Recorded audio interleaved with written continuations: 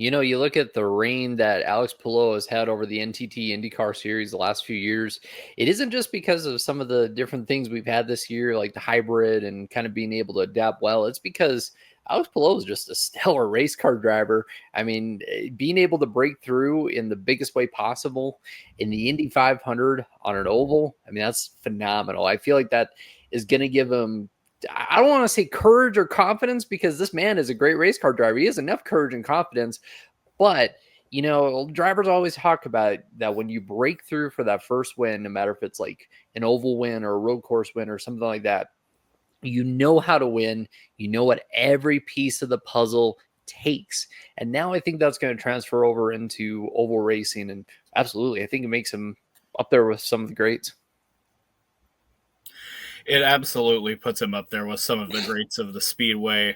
I think that Alex Palou came here in 2020, with Dale Coyne Racing and had a unfortunate end to his event in that race, but he came back the next year with Chip Ganassi Racing and nearly won his first that year. Unfortunately, got outclassed by the master of the Speedway, Elio Castroneves. But since then, Palou's, kind of gone through the ringer, much like Scott Dixon has at this racetrack.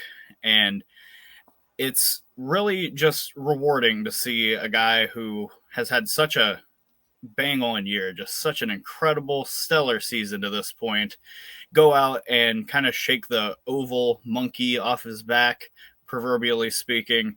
The guy has just done nothing but absolutely dominate the competition this year.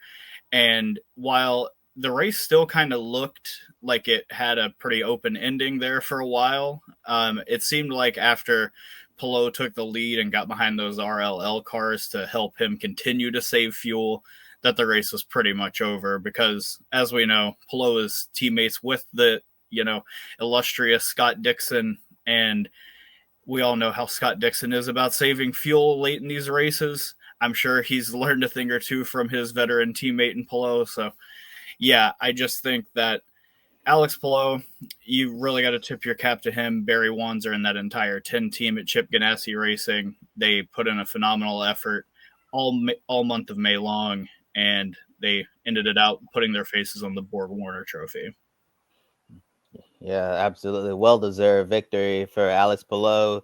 And seeing how he won this race, like they always say, it was a surgical approach because he wasn't out front dominating all day long, but he got to the front when it mattered the most. And on a day when it was difficult to make overtakes, I think once he got that out of the way, it was going to be really hard for Marcus Ericsson or anyone else behind him, David Malukas, to try to catch up to him, especially when you had the two RLL cars on the tail end of the lead lap. At the very front of the pack, Devlin DeFrancesco and Luke Foster battling for position.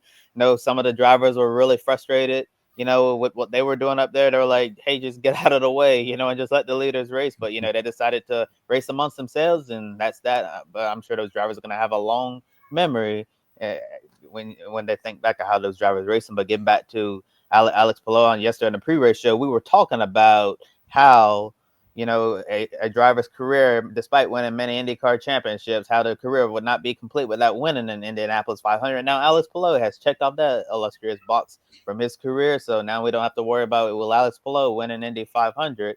And in regards to the championship itself, although Palou, has been dominating the road and street course to start the season, you would think his weakness would be an oval, right? Because he had not won an oval race entering this racing weekend. And now they, as you said, Tanner, got the oval monkey off his back. Now I think the competition has to be scared in the rest of the season. But now this guy can win on an oval, and so that now he can win on any type of track, whether it be a road, street course, oval track. Then I got some short ovals to finish out the season here. So I'm sure Alex Palou is now going to be considered a threat every single racing weekend, especially on the oval tracks now. And I do think that he is definitely going to put himself in history, alongside some of the all-time greats in the sport, as we mentioned, Dixon, Power, Hornet Jr., and DeFerrin, and also he's to continue to go on. He might be up there with the greats Mario Andretti, AJ Foyt as well. Like, I think the sky is the limit for this guy, and he's only 28 years old, so he could. And look how old Will Power is right now, and Scott Dixon, in their mid 40s, still going strong, and Elio Castroneves, 50 years old, and Takuma Sato inching closer. Taitrisi. So looking at 28-year-old Alex Palou, he could potentially do this another 15, 16, 17, 18, however long years. And yeah, so imagine how many race wins and championships he can get, assuming that he stays in IndyCar. No, 28 is kind of old to be in Formula One, but who really knows? Given how dominant he's been this year, an F1 team would be silly not to look at this guy for next year potentially. I wonder if he will get any more F1 opportunities. I know what happened with McLaren, a few years ago, left a sour taste in some of the F1 paddock mouths, but we'll just have to wait and see if the F1 dream is dead for Alex Palou. I certainly think he would be a great addition to the F1 grid if that's in his future.